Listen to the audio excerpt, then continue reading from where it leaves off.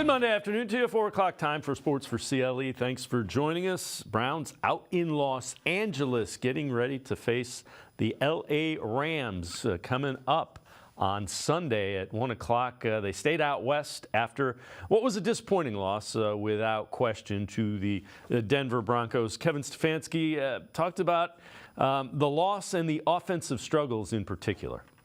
Didn't play how we set out to play, just didn't play clean. We put the ball on the ground 5 times, penalties. We didn't stop the run like we expect to, so we have to learn from it, and then we got to, play a lot better, coach a lot better next week. But disappointed, obviously, with that result. I think, the offense put the defense in some tough spots with some of those turnovers and putting the ball on the ground, and obviously we feel like we can play better on defense, really starting with that run game, so we got to shore that up. First half, the red zone was a key factor. Yeah, it was, again, you got to play clean, and you certainly have to play clean in the red zone. I know we put the ball on the ground on an exchange, had a tipped ball, had some opportunities where we did not, just did not come through. So as you know, you get down there and it's such a big deal, 7s to 3s. We're always looking at ways to move the ball any which way you can. A lot of it is predicated on what the defense is doing from a personal standpoint, from a front standpoint. So those are all things we're constantly talking about. With that, let's welcome in Jeff Lloyd from the Lockdown Browns podcast. Jeff, banged up, we'll talk a little bit about Myles Garrett, DTR, but it just wasn't a good trip to Denver. Obviously started off extremely slow, and then, you got it going a little bit, got to half at 14-6, got the 3 and out to start the second half. You had the drive, obviously, that led to the touchdown. Should have had the 2-point conversion. And, I think they said it was 3 drops. I got to be honest, it felt like it was more than 3 drops by the Brown receivers yesterday, which could have made it a 14-14 game. Even all that, and then obviously they went down, they got the field goal, made it 17-12. I still felt after the penalty, if DTR had not left the game, I think the Browns would have probably continued on that drive to score, whether or not the defense would have been able to play, in suit and obviously continue to try and shut down the Denver Bronco, because the defense, played poorly for about the first quarter and a half. Then they played well for about the next quarter or so. And then obviously, as more time on the field, the turnovers, as coach said, obviously everything started to catch up with them. But, I wouldn't say they looked flat, but, one thing that I did try to talk about a little bit last week, with my show is, this team has been basically playing 60-minute games each and every week. Every game has gone down to the wire. Now you were going out to Denver, obviously the altitude, the thinner air, a little bit more difficult to catch your breath, that type of thing. And it was a game, obviously where it caught up to them a little bit, obviously, and certainly with the way the game turned out, the late safety, obviously, but, even when it got to 23-12, it felt insurmountable. Then the field goal, obviously the late safety. It just, it wasn't, and there's no point. I mean, if you want to point a finger, you better need about 60 of them because, obviously there were lapses everywhere. There wasn't, one significant unit where you can say, oh, well, they were okay, this, that, they had their issues. So definitely, a rough day against a team, that basically they should have known. I mean, this team has played well. They played good defense lately. They've been running the ball lately. They should have known what they were getting, but they did and got exactly what they thought they were going to get. They just, sometimes, the X's and the O's are one thing, but sometimes it's the Billies and the Joes, and the Billies and the Joes were the differences yesterday. Well, another thing that a little concerning Myles Garrett, banged up. So he talked about the injury to his shoulder and then continuing to play on. I felt a pop during the run play. So it is a left shoulder injury? Yeah. Have you had any exams on it yet? No, see them all. MRI tomorrow at UCLA probably? I mean, where we decide to do it. I'm not going to come out unless it's falling. It's already falling on. I want to win just as much as the rest of these guys want to win. I see the determination in their face every time we go out there, and I'm not here to let them down. I'm going to give them every ounce of effort I got. I don't care how I'm feeling. Well, and Mary Kay Cabot tweets this out just a few minutes ago. Myles Garrett is sore with his shoulder injury, but is considered day-to-day. Again, that's coming out. Kevin Stefanski, who is doing his Zoom call right now as we speak. So best possible news that you could get out of that. Well, you know what that tells me? That tells me if the guy was willing to finish the game, let's harness this sucker up, let's needle it up, and let's go out there and do what we got to do. Look, there's things you can do with Miles. Maybe you're going to have to cut his snap count. Maybe you're going to have to say, look, 1st and 10, that's not where we're going to put Miles on the field. We don't want to get him in a situation where it's going to be 1 guy, 2 guys in run blocking trying to drive down the field. If it's going to be 1 arm, which is going to be limited, obviously, what side does he work better from, the right side or the left side? We can still use him in the stand-up position, obviously. We can still use him in the stand-up position over the guard, over the center. This is encouraging news, but let's not forget as well, though, there was also a week on a Wednesday. We did hear that Jerome Ford walked out the door with a walking boot on a Wednesday, but somehow did play on Sunday in Seattle. So these early reports, look, we want to believe it. Without a question, we want to believe it.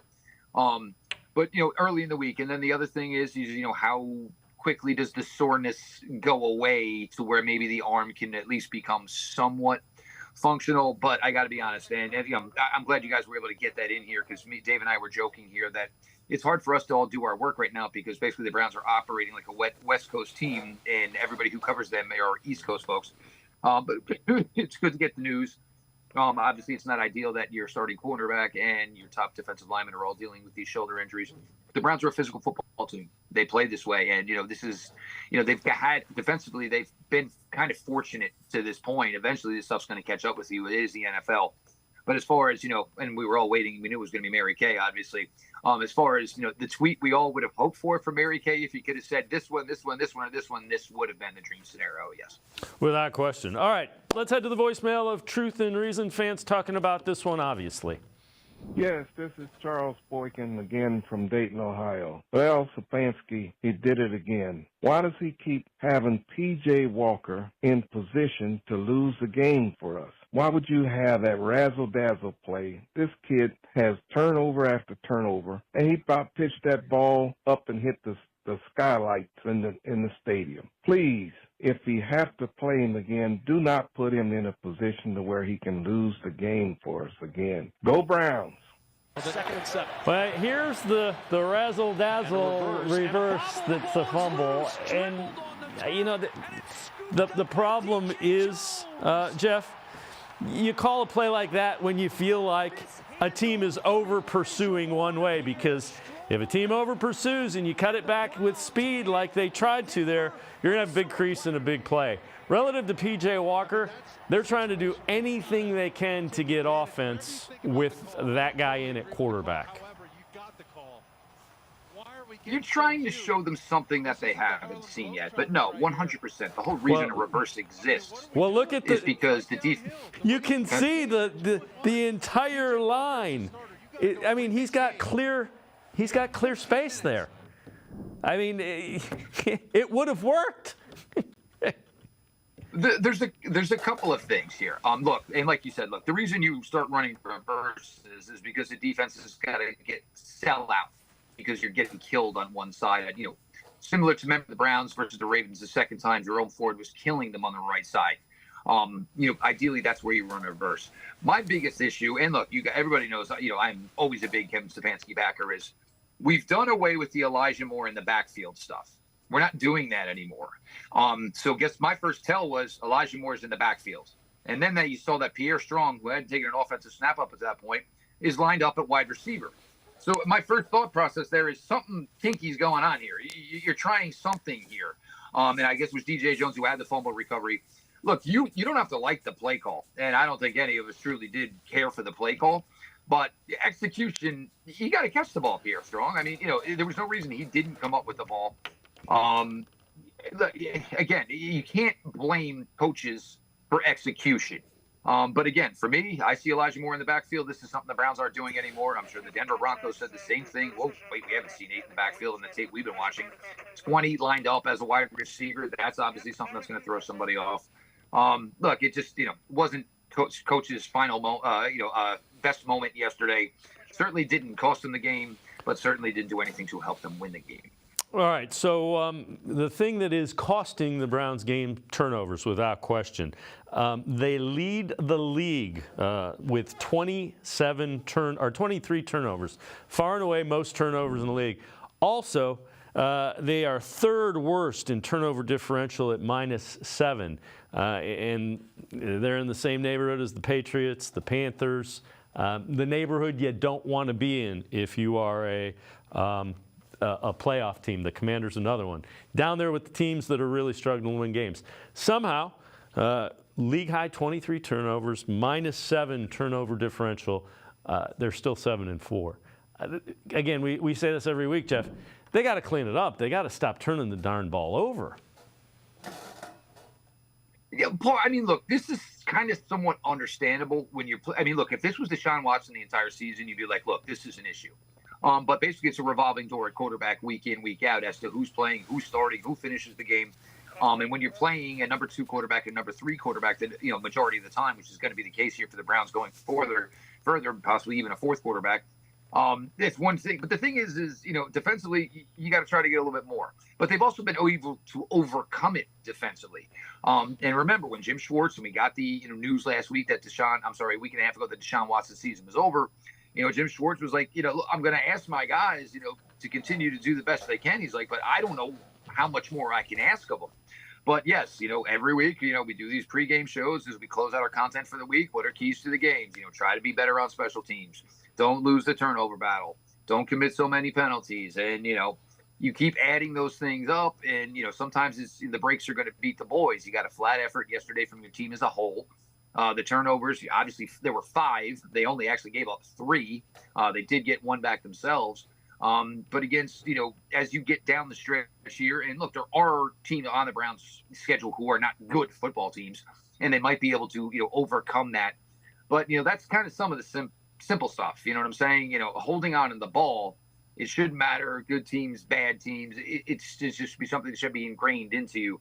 But the fact that you're playing so much time with a 2nd-string quarterback and a 3rd-string quarterback, it's understandable, but it's certainly not helpful. Jeff Lloyd from the Locked On Browns podcast. And I'm going to step aside, take a quick time out. Other side of the break, we'll head back to the voicemail of Truth and Reason. Sports for CLE. We'll be right back. Stay with us. The Ohio Lottery Partners in Education program is dedicated to recognizing exceptional students, teachers, and schools throughout Ohio. Scan the QR code on screen to nominate students and teachers as Academic All-Stars and Teachers of the Month. They must be currently enrolled or teach in grades K through 12. Is your K through 12 school developing students' literacy skills to achieve success in reading? If so, you can nominate your school for the School of the Year. Students can win $100, teachers can win $500, and schools can win $2,500. Scan the QR code, fill out the forms, and nominate deserving students, teachers, and schools today. The Ohio Lottery Partners in Education program takes pride in honoring exceptional students, teachers, and schools across Ohio. Submit your nomination today. It's fun, fast, and free.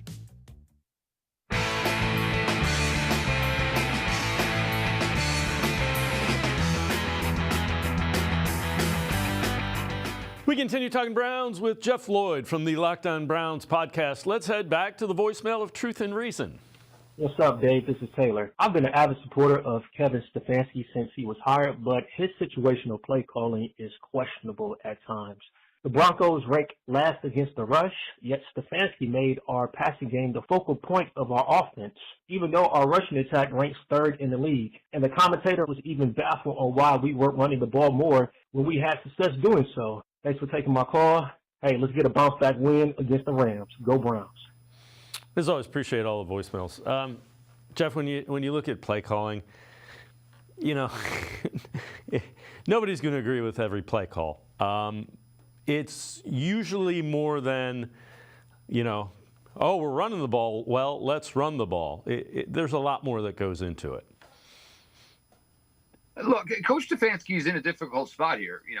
He's not coming back, Deshaun Watson. He's not. And for this team to have real legitimate success and hopefully have, maybe win a playoff game or more come January, Dorian Thompson-Robinson most likely is going to have to be the guy that can help this offense do that. So you've got to get him his work. And, last week, obviously put together and nobody was complaining last week, with, 2 minutes to go when the kid put together a game-winning drive and he went 4 for 4. And again, guys are dropping the football. So you can't blame the coach for the execution. And I'm telling you, my takeaway from yesterday is 17's a player. That drive where they got the 3 and out, and then the Browns got the ball, and he was able to hit Cooper. He was able to hit Njoku twice. The T formation with the beautiful rollout, and I mean that looked Kansas City Chiefs-esque. So the thing is, and it's very simple with anything that goes on in this world. People are very, very hesitant and slow to ever give out superlatives or positives. One negative, though, everybody in the world is wondering how they can file a report, file a complaint, put something on record. But he's trying to get this quarterback who is a rookie where he needs to be. And you want to know what else we saw yesterday? We saw the best game that we've seen of Cedric Tillman so far this year. So there is some good to be taken from it. But you can't – this team's not going to get better, and it's not going to be able to compete with the Kansas City Chiefs of the world, the Baltimore Ravens of the world, by just handing the ball off 50 times a game. It's not going to work out that way. So you're trying to build this kid up slowly, get him some more confidence. And there were balls that went into windows yesterday that you didn't think were capable from DTR. He's got some game to him. Now we're going to have to hit a pause and delay probably most likely on that, which is difficult. But I understand the premise. Do I think you should have run the ball more? Absolutely. Sure. But I think DTR was more successful than people maybe want to give a little credit for. We'll get to the quarterback situation in a minute. Take a look at this. So this is from Jordan Zim on X. It's a freeze frame, first down, and on almost every first down in the half, this is the coverage the Browns were looking at. 8 in the box. You've got a single high safety, and you've got man-to-man on the outside. So you are running into an 8 or 9-man box, and you ain't got Nick Chubb that erases those small holes and makes them wider. An NFL quarterback needs to be able to throw against this good look, or against this particular defensive look. And that is why, when they got that look, that they were throwing the football. You see both outside receivers there. You have slant patterns available. You have deep patterns available. You have hooks available. And let's also keep in mind, and Dave, this is something we talk about all the time with the Browns and their offensive line. And they struggle against teams that usually play odd man fronts. Denver, yeah, just because you beat Baltimore and Pittsburgh doesn't mean, that's all of a sudden gone away. Denver plays that front. All those people in the box, obviously their commitment was, and what would you do if you're Denver? We're going to take away the run. We stink at stopping the run. We're going to do everything we can to take away the run because you're starting a rookie fifth-round quarterback in his first road start. Hey, Rook, show us you can beat us. Granted, when the rookie went out, it was only 17-12 and his team had the ball.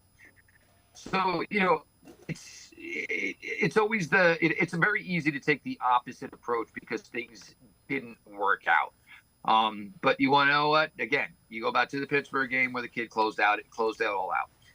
Everybody was aggravated, agitated, and PO'd at halftime of the Raven game. And Deshaun Watson went out in the second half and went 14 for 14 and got you a crazy win that nobody thought was coming on the road.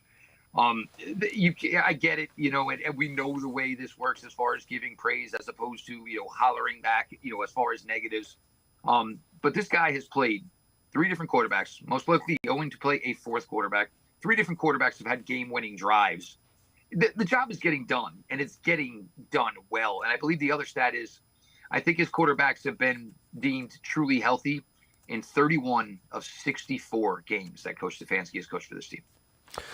So here's the question becomes, what does the quarterback look like against the Rams? And this coming from Scott Petrak. Let you know in the week. DTR is in concussion protocol. Have to let that play out. No decisions on who'll start Sunday. If Flacco and Walker are the options, if DTR does not clear the protocol. So, Jeff, we knew that was going to be the case. So, they have no idea how that's going to play out. Joe Flacco better be speed studying the playbook and figuring out what portion of it they can incorporate against the Rams if they need to go that way. I'm going to be honest with you. If you tell me Joe knows 65% of the playbook, I'm going with Joe Flacco. I mean, look, P.J. Walker, and nobody's ever going to forget that 49er game. Nobody's going to forget the Colt game. Nobody will certainly forget the Seattle game as well. But I think we've seen enough of P.J. Walker to this point. And look, he's going to be here. I know people were talking, would he get cut and they would put him on the practice squad. With DTR situation, you probably can't do that right now because you have no idea. DTR has to almost even go through limited practices where he suits up before he can clear the protocol. We've learned this now from Marquise Goodwin, who's been in the protocol for a while now. He's not even progressed to the point where he's out there even with, just a practice jersey on and a helmet.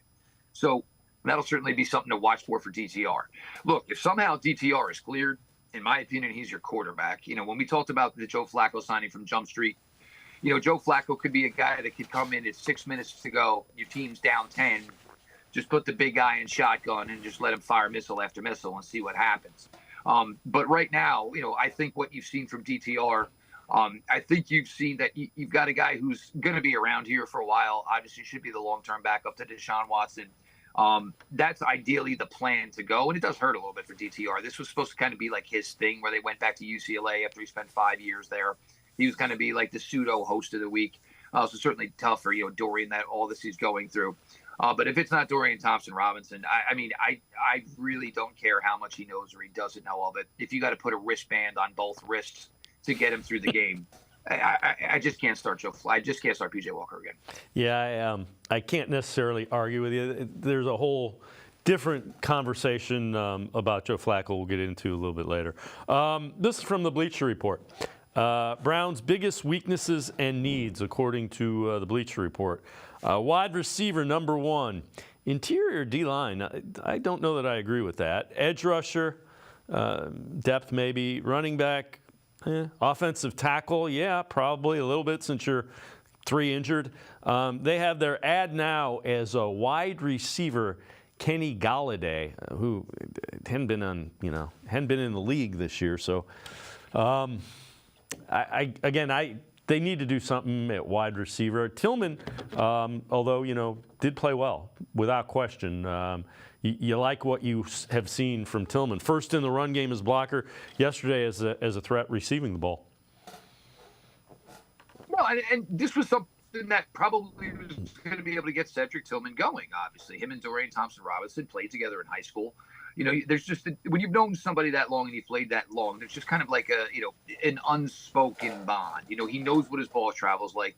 He knows what each and every route, usually where DTR likes to put it. He likes his deep outs. He likes to put it low and away. He likes to put it high. These are just stuff that's ingrained in you. And obviously, once you do that, you can be apart from someone for a few years and then reconnect, and that relationship is still there. As far as that poll, I'm not sure if that was for this year or off season, because interior defensive line, technically you only have Tomlinson and Ika under contract once this season comes to an end. But look, Ika was a top 100 pick, and maybe he'll dress on Sunday with Jordan Elliott's ankle injury, and everybody, well, Ika's a boss, this, that. No, but when people want guys to come in and dress for the game, my response all the time is, well, who are you taking out? You're not taking Tomlinson out. You're not taking Shelby Harris out. You're certainly not taking Maurice Hurst out. And Jordan Elliott, for the first time, because I think we've heard this every offseason with Jordan Elliott. Oh, great offseason, great. He's actually been contributing a little bit this year. As far as the other ones, running back, again, is that something we're talking about in the offseason? Because are we talking about we don't know what the future of Nick Chubb is? Do you need another running back in here long-term behind Jerome Ford? But, yeah, some of that. And it does seem also odd because, Dave, it's going to be December 1st on Friday. Where is this, BJ's or Costco that we can go to and just go start to fill all these needs that we have? Yeah. Look, it's been plucked. What's left? There's nothing left to pluck. It's been plucked. They got a great one last week in Deron Harmon. That probably should pay a couple of dividends coming up here. But, if the guy's got a pulse and he can contribute, even the guys who want to avoid as much of the season and practice as they can, they've started showing up by now. Jeff Lloyd and I are going to step aside, take another timeout, other side of the break. Back to the voicemail of Truth and Reason. Sports4CLE. We'll be right back. Stay with us. Come back to go forward. Back to learning new things. Back to pursuing your dreams. Tric-C has flexible learning options to fit your life. And every year, more than 1,000 local companies provide Tric-C students with real-world learning. The right education can boost your lifetime earning power by hundreds of thousands of dollars. Start now with a college education you can afford. Tric-C, where futures begin.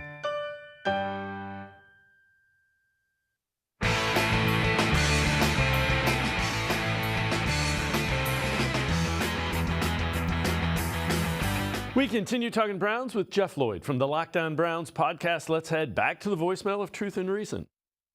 Hi, Dave Howard from Marin County. One word for the game, catastrophic. Jim Schwartz without coach. The offensive line played poorly. The injury to Miles seems to me, I'm a physician, either a shoulder dislocation, a labral injury, or even re-injury of his AC joint. A torn rotator cuff, that could make it very difficult for one to raise one's arm. I'm very frightened he may be out the rest of the season. He may have to have surgery. I don't know why David Njoku has been horrendous the last 2 games. We got to figure out why, because he is terrible. I wonder if Amari Cooper has got a rib fracture. And I'd like to say I think DTR is improving, but I doubt he's going to be playing next week, and it's Joe Flacco time. Bad week. Thanks for everything. Great show. Take care. Bye, Dave. As always, appreciate all the voicemails. That was a little gloom and doom there, huh? I got to be honest with you. The bedside manner of Howard in Marin County is certainly not the best thing in the world. But look, what do we know now? We know Cooper's X-rays were negative. Obviously, we know Myles Garrett day to day. We'll see where we truly are with that. DTR, it was a vicious hit. There's no question about it. Look, this team's still 7-4. This team's in Los Angeles, and they believe they're going to beat the Rams on Sunday. They have 6 games left on their schedule, this team. 3 of them easily, in my opinion, look extremely, extremely winnable. With the Bengals, obviously with the Jets. The Bears, it looks like it's a winnable game. Houston, who never knows? Jacksonville, you have the benefit of the game is going to be in Cleveland. Look, I can't. 7-4 after you just won 3 in a row. You got yourself to 7-3. You lose 1 game on the road, and now all of a sudden, here we are again. Apparently it feels like the team is 1-31 again. Look, I love the fandom that basically every hour, second, and minute of your lives rides with this. But look, nobody goes, perfect in the NFL. I was actually talking to a guy who covers the Eagles today, and I was like, man, that was a great win yesterday. And he's like, yeah, I just pray we lose 1 more before the regular season is over. Nobody wants to go in on a 7-8 game winning streak into the playoffs. You don't ever want to do that. You want something basically to recharge the batteries and, make sure everybody's recommitting to, the plan, obviously the game plan, everything the coaches are trying to teach you, all the tutelage you're getting. So look, bad day yesterday. But I don't think all of a sudden anybody believes a match was lit and there's just this trail that's going to lead to this huge, bonfire.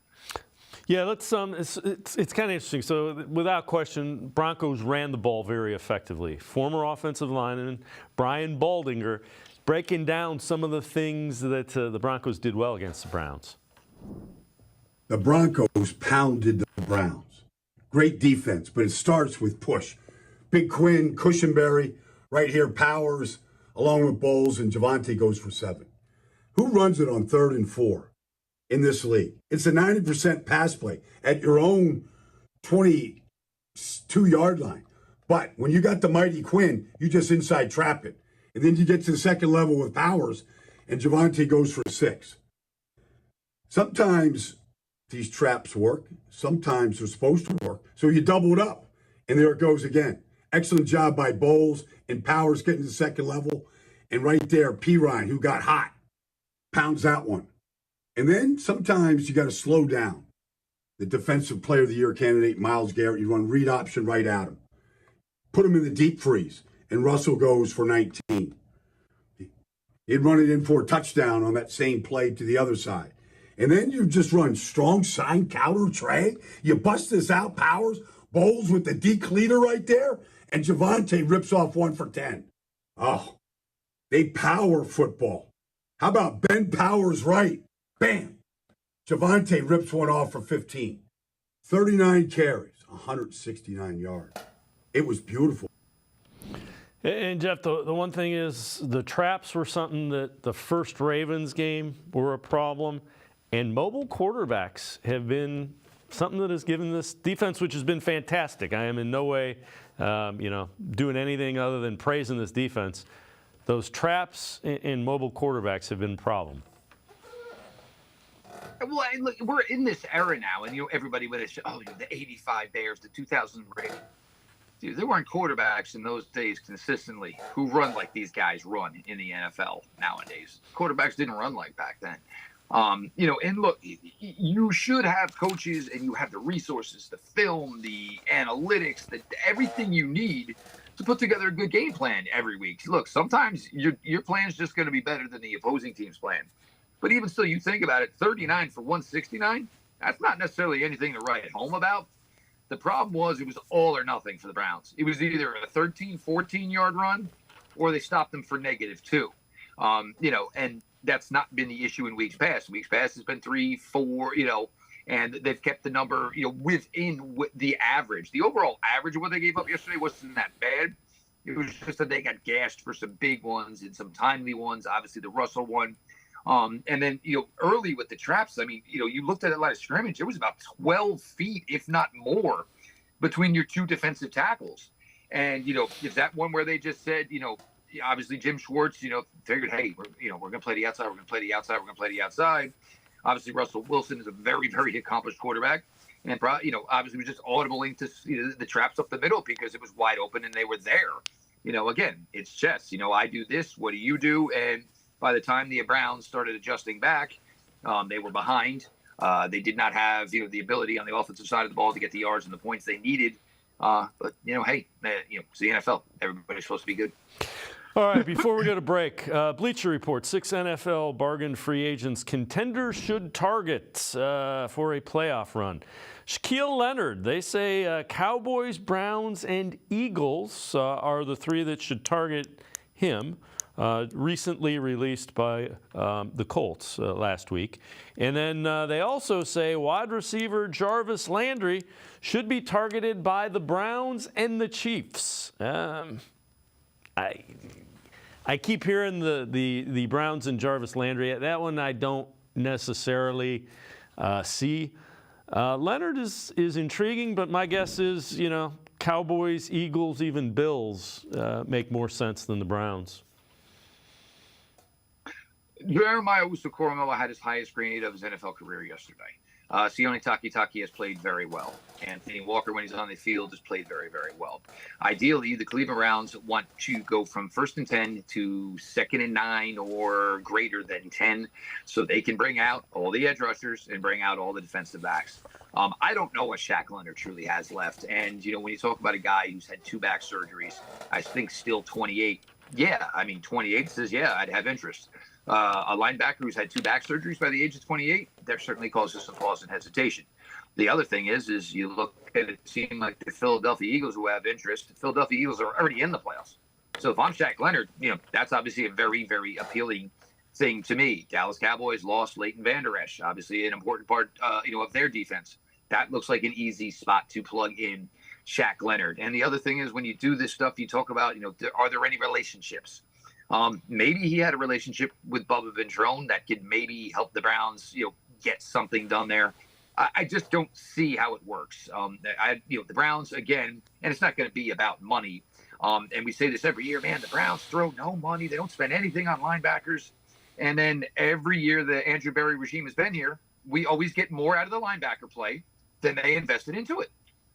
Yeah, and again, it'll be interesting. Anybody that's going to make an impact is probably already been signed, without question. Jeff Lloyd and I are going to step aside, take one more timeout, other side of the break, back to the voicemail of Truth and Reason. A look ahead to the Rams game. Sports for CLE. We'll be right back. Stay with us. Come back to go forward. Back to learning new things. Back to pursuing your dreams. Tric-C has flexible learning options to fit your life. And every year, more than 1,000 local companies provide Tric-C students with real-world learning. The right education can boost your lifetime earning power by hundreds of thousands of dollars. Start now with a college education you can afford. Tric-C, where futures begin.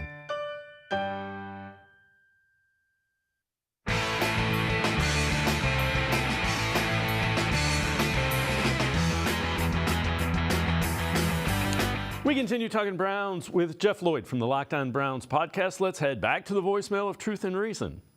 Hey, Dave and guests. I am Tony from Brook Park, Ohio. First-time caller. I think Kevin Stefanski is doing an excellent job this year with all the adversity that the team has gone under week after week. He's found a way to keep this team together and fighting hard. Coach of the year, maybe not, but he's done an excellent job. Just wanted to say that. Thanks, guys. Have a great day. Go Browns. Woof, woof.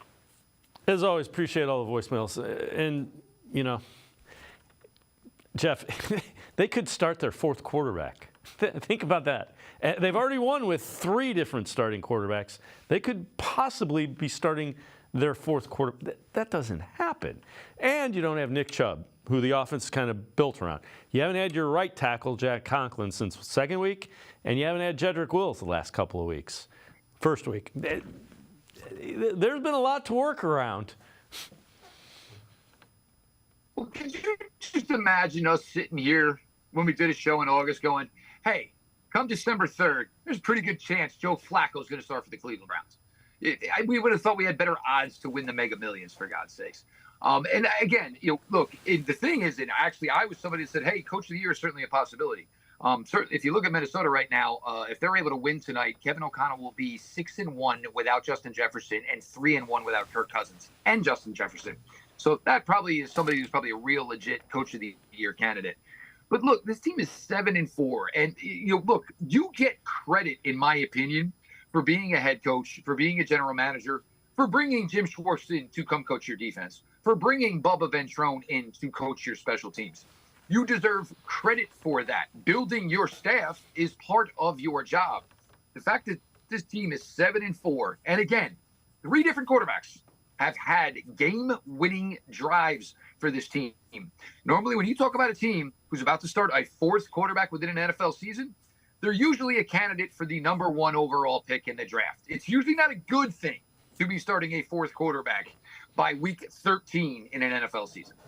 Yeah, so the Rams are up next. Matthew Stafford, again, really good quarterback, different skill set. And I don't know your opinion. Matthew Stafford, I think, is probably going to be in for a pretty long day against Jim Schwartz's defense. It's a different skill set than Russell Wilson. I know he's got Cooper Kupp. I know they've got weapons. I like the defensive matchup against Matthew Stafford, who I think is still a good quarterback, a whole lot better than Russell Wilson. What did you say a little earlier, Dave? What is one thing the Browns have been struggling a little bit this year? Mobile quarterbacks. Mobile quarterbacks. Yep. Matthew Stafford wasn't mobile when he was at Georgia as a 20-year-old, but he does absolutely have an absolute laser.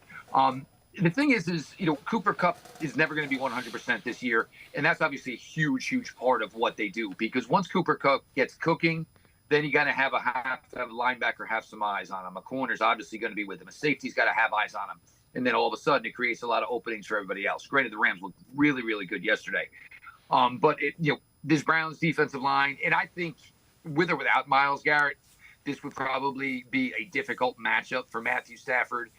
Because it's just one of the things he does not have. And there's not going to be times like yesterday where Russell danced this way, danced that way, was able to roll out, throw the touchdown pass in the end zone that got reviewed, or go out and get himself an extra 7 yards. Matthew Stafford just does not have that type of ability. So that matchup should be a little bit better. Ideally, do you want to say, hey, do we have Denzel Ward? Because that would be 3 decent receivers for the Rams, obviously with Kupp, with Nakua. Tutu Atwell's been making some plays. So if you can go with that, with Emerson, Ward, and Newsome, you feel better about things. The running game has been hit or miss. They had a good day yesterday against the Cardinals, but pretty much everybody has a good day offensively against the Arizona Cardinals. But the Rams certainly are a much, much better matchup. And I would say a little bit more simpler matchup for what Greg Schwartz and his theory is of just pin them back and go get them, boys. When you look at it, what concerns you about that? What about the Rams concerns you? It's the route running that these guys have, and it's a lot more discipline in coverage. Look, you play the Pittsburgh Steelers, you play George, Pickens. It's a lot of deep routes, so it's a lot. It's one minute false step, and you're cooked. So it might be a 3-yard slant, but now all of a sudden, Cooper Kupp or Puka Nakua, they got the ball and they got 10 yards in front of them minimum. And obviously there's a lot, the tackling, which has not always been an issue. They did not tackle very well yesterday, but the tackling for the most part has been pretty solid this year. But you got to get these guys to the ground because they're just little jitterbugs and they're all over the place. And, these are kind of things that everybody wants Elijah Moore to be, which I think he can be. They just got to figure it out a little bit more. But they're just, I don't want to say it's kind of like an annoyance because these guys can just, once the ball's in their hands, you may take a sigh of relief and say, all right, well, he only caught it. It's only 3 yards. It's 3rd and 9. All right. And the next thing you know, he got 10.5 and the sticks are moving. And then there is the ability for the deep one because Matthew Stafford still has a rocket arm. Browns tight ends, at times can always be an issue for them. Tyler Higbee had 2 touchdowns yesterday. But this is a much, much better offense for them to face because the running game doesn't bring much pizzazz to it. There's certainly going to be no threat of Matthew Stafford running read option, that's for sure as well. All right, before I let you go, some news of a former Browns special teams coordinator, Chris Tabor. He is taking over as the head coach, interim head coach for the Carolina Panthers, who fired Frank Reich. So Frank Reich becomes the first coach in NFL history to be fired in back-to-back seasons. Tabor's a guy that, he deserves a little bit of credit. He went through Hugh Jackson and Pettin and Chadowski, so he gets to be the interim head coach with Bryce Young and the Carolina Panthers.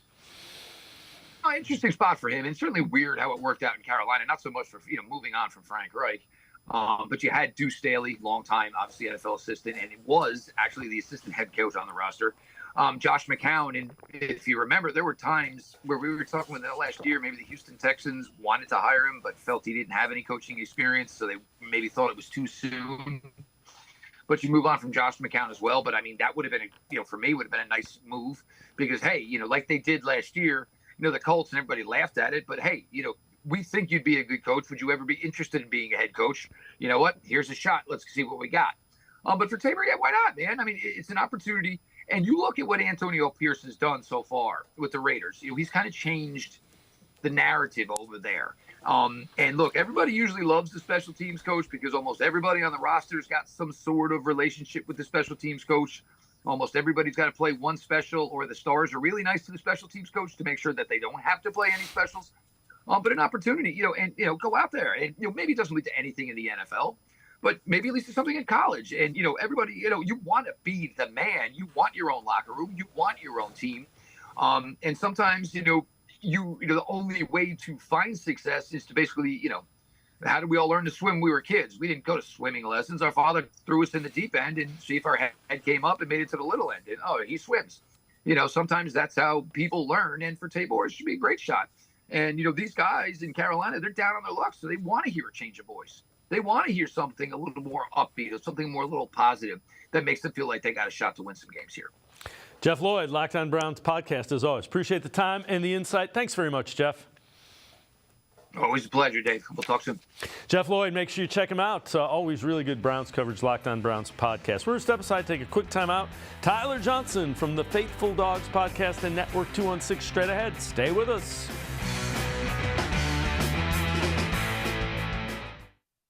Come back to go forward. Back to learning new things. Back to pursuing your dreams. Tric-C has flexible learning options to fit your life. And every year, more than 1,000 local companies provide Tric-C students with real-world learning. The right education can boost your lifetime earning power by hundreds of thousands of dollars. Start now with a college education you can afford. Tric-C, where futures begin.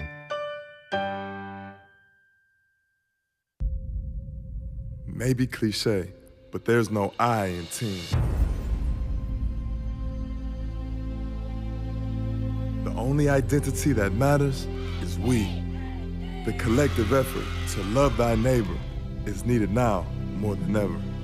The responsibility behind pronouns such as I, me, and mine impact we, us, and ours. So understand that you make all the difference in the team. He, him, her, or she can't disturb our peace, since we control our destiny as student athletes. This is the power of pronouns. an Ohio lottery machine. The holiday scratch-offs are worth hundreds of millions of dollars. Non-winning tickets have a second chance. Is that Marion Bright? The first ever $30 holiday game! No.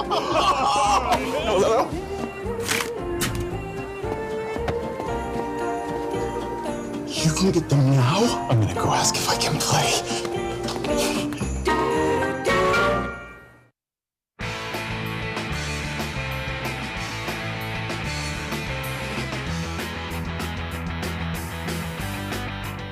We continue talking Browns on Sports4CLE. Let's head back to the voicemail of Truth and Reason. Terrible game by the Browns. And Kevin Stefanski got thoroughly outcoached again by a good coach. Not only that, but just too many mistakes, too many drop balls. There's no fire on this team. I'm telling you, emotion is so important in sports. And that's what gets you pumped up. That's what makes you say, I'm going to go out there and I'm going to do better. As a head coach, I don't like him. As an offensive coordinator, he's okay. But he is an offensive coordinator. He's not a head coach. All right, thanks. Bye. As always, appreciate all of the voicemails. Let's welcome in Tyler Johnson, Faithful Dogs Podcast as well as Network 216. Tyler, it's easy to be fired up when you got everybody that you're supposed to have. It's not as easy to be fired up when you're down your starting quarterback, your backup quarterback, your starting tailback, your starting left tackle, your starting right tackle, your starting defensive end, who's probably a Hall of Famer coming up. Everybody, it's the old saying, we're right with you, coach, win or tie. Man, is that true, Dave? I mean, it's like in some cases, there's part of the fan base that when the Browns lose, everyone just wants to fire Stefanski, or it's all Kevin Stefanski's fault. It's never like when they win, though, there aren't enough people that praise him for the job he does.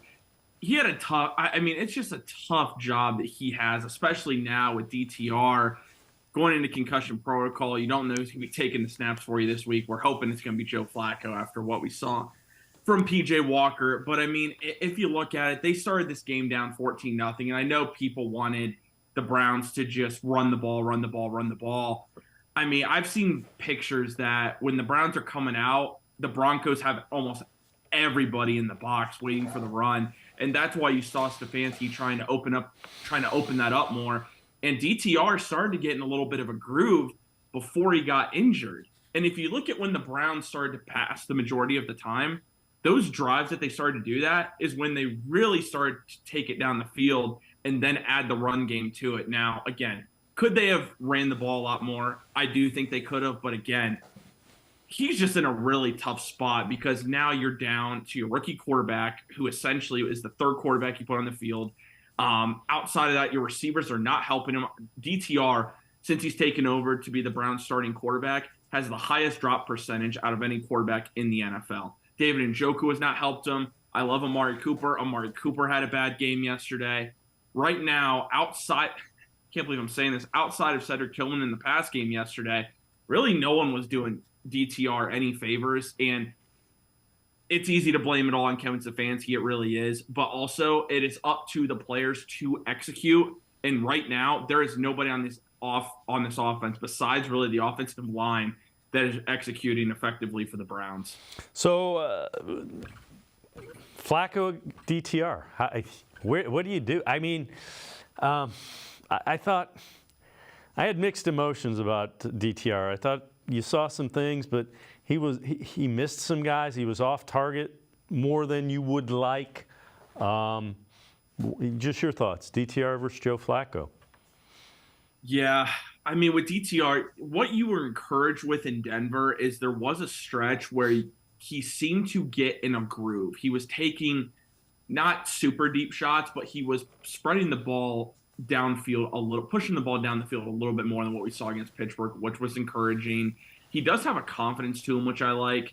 Now, Joe Flacco. Joe Flacco has won a Super Bowl. He has a ton of NFL experience, and I think he is going to get the ball to these receivers more. Now, that said, will they catch it?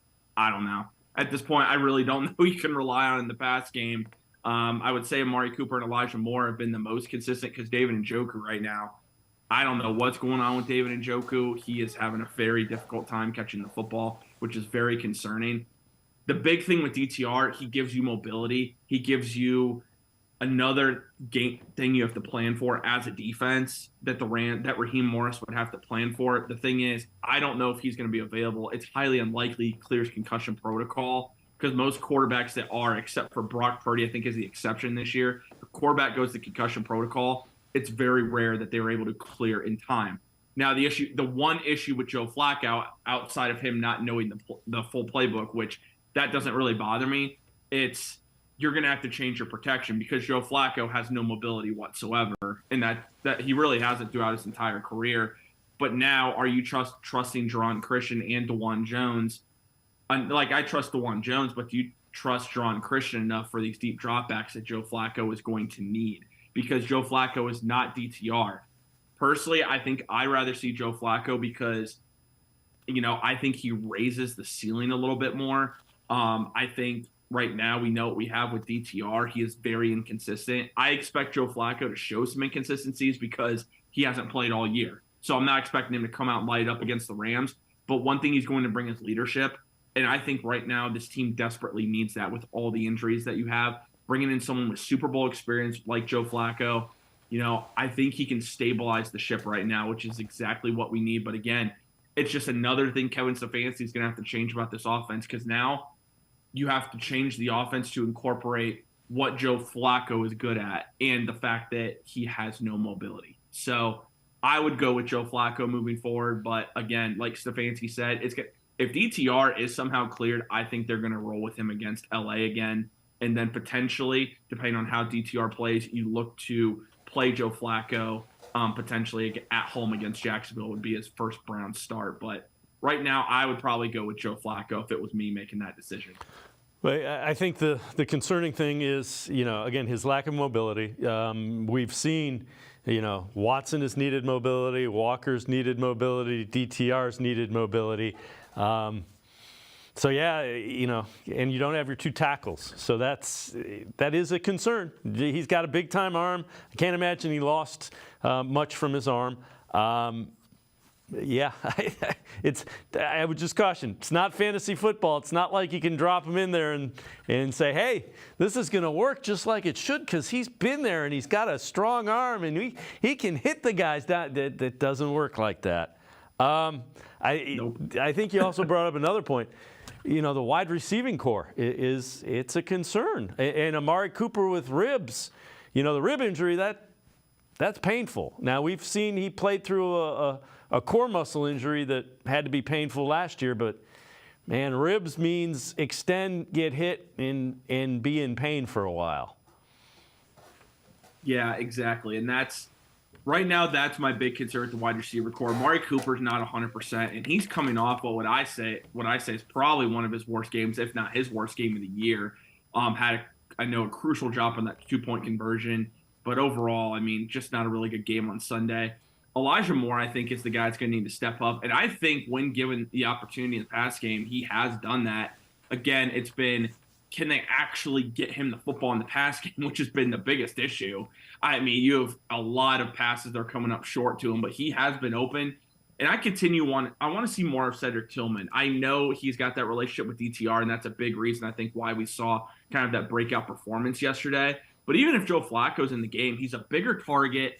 I think Flacco would take advantage of that skill set. And I like what I saw from Cedric Tillman. He's a guy that's going to body smaller corners. He's got strong hands, and I think he can make plays in the passing game. Just needs to be more involved. And I wouldn't be surprised. I don't know what their plan is at wide receiver, but I wouldn't be surprised if we saw Austin Watkins Jr. called up again and possibly getting him involved a little bit more. I know we haven't seen much of him since the preseason, but, at this point, you need someone that can catch the football consistently. So why not give him an opportunity? Tyler Johnson and I are going to step aside, take a quick time out. Other side of the break, we'll talk more Browns. Sports for CLE. We'll be right back. Stay with us. Come back to go forward. Back to learning new things. Back to pursuing your dreams. Tric-C has flexible learning options to fit your life. And every year, more than 1,000 local companies provide Tric-C students with real-world learning. The right education can boost your lifetime earning power by hundreds of thousands of dollars. Start now with a college education you can afford. Tri-C, where futures begin.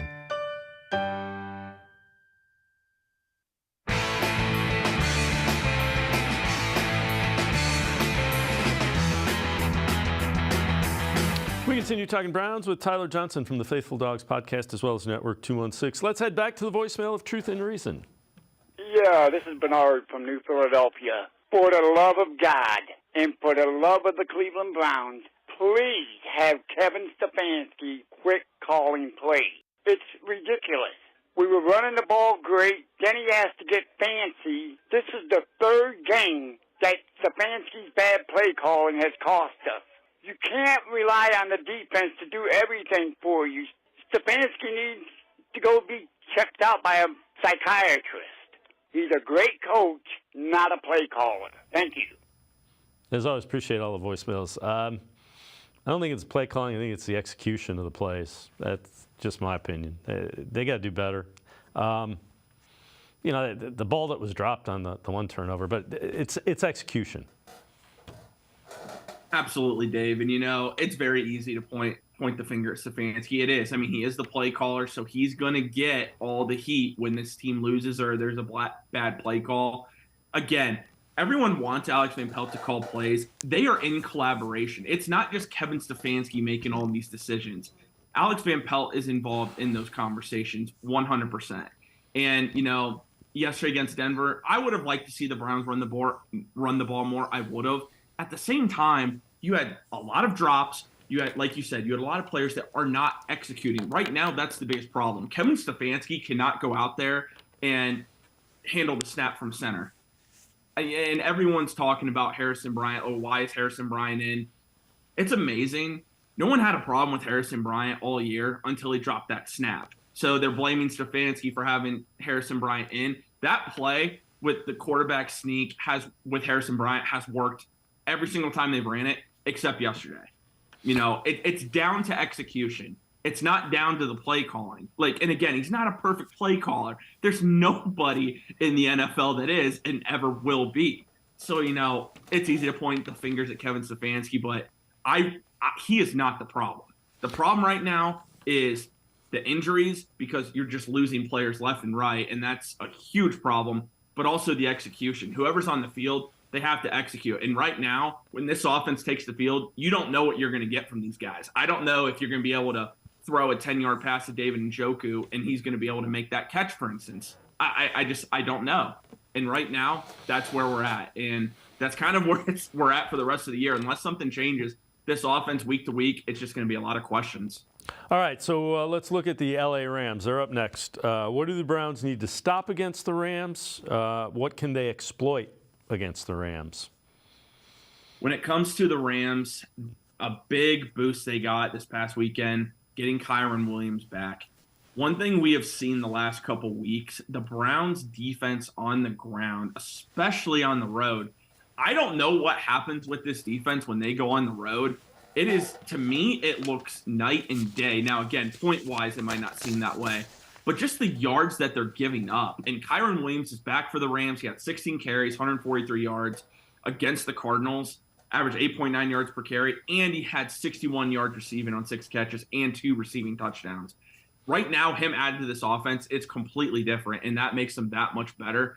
So I think he's the guy, the real guy they have to key in for on defense. I know it's easy to say Cooper Kupp, Puka Nacua, but Cooper Kupp is not going to be 100%. It looks like he has been used more as a decoy lately, even though he is playing. Puka Nacua has seemed to slow down a little bit. So right now, the defense has to key in on Kyren Williams. And then when you look at the Rams defense, it's not a great defense. I mean, they have Aaron Donald and a bunch of other guys. Byron Young has been a great surprise for him. Their draft pick this year has been really good.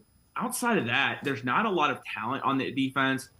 Whoever's playing quarterback, DTR, Joe Flacco, they can exploit the middle of the field. Now, I feel like we've said that in past weeks. These quarterbacks can do that, and it's still not happening, but they can do that against this Rams defense. You can take some shots against this defense because, again, it's mainly Aaron Donald. Aaron Donald by himself, though, can wreck an entire game. But again, no turnovers. You have to win the turnover battle against the Rams. Matt Stafford is a veteran quarterback. He still turns it over at least once or twice a game. And I think that really benefits the Browns. But again, whether it's Flacco, whether it's DTR, you can't have turnovers. This Browns offense leads the NFL in giveaways, and you can't do that against the Rams on the road. I do expect a lot of Browns fans to be there to where it might even feel like a home game for the Browns. But still, just take care of the ball. If you take care of the ball, I think you have a good chance to win this game. But again, the biggest thing when it comes that I'm worried about, I need this defense to show up. You cannot get yourself again in another 14-0 hole on the road. If you do that against the Rams, given the talent that they have with Stafford, Kyron Williams, Tutu Atwell, Puka Nacua, and Cooper Kupp, it could be a long day once again for the Browns on Sunday.